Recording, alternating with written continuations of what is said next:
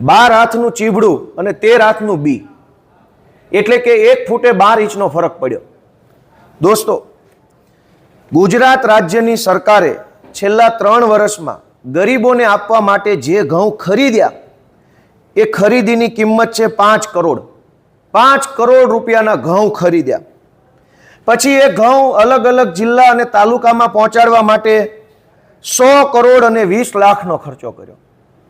હવે તાલુકા જિલ્લામાં જે ઘઉં પહોંચી ગયા એ ઘઉં ગરીબ ગ્રાહકો સુધી પહોંચાડવા માટે 9 કરોડ 71 લાખનો ખર્ચો કર્યો.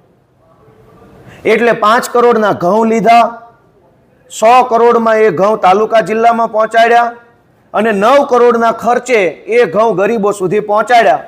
આવું સારું કામ ગુજરાતની ભાજપની સરકારે કર્યું છે. વિચાર કરો કે આ તો સોના કરતા ઘડામણ મોંઘું થઈ ગયું. જો આવી રીતે જ સરકાર કામ કરતી હોય, 5 કરોડના ઘઉં અને એને જથ્થો ટ્રાન્સપોર્ટેશનનો ખર્ચો 100 કરોડ, તો પછી સીધે સીધા રોકડા રૂપિયા જ ગરીબોને આપી દે તોય ગરીબોને ઘઉં ચોખા બધું જ મફત જેમ આવી જાય.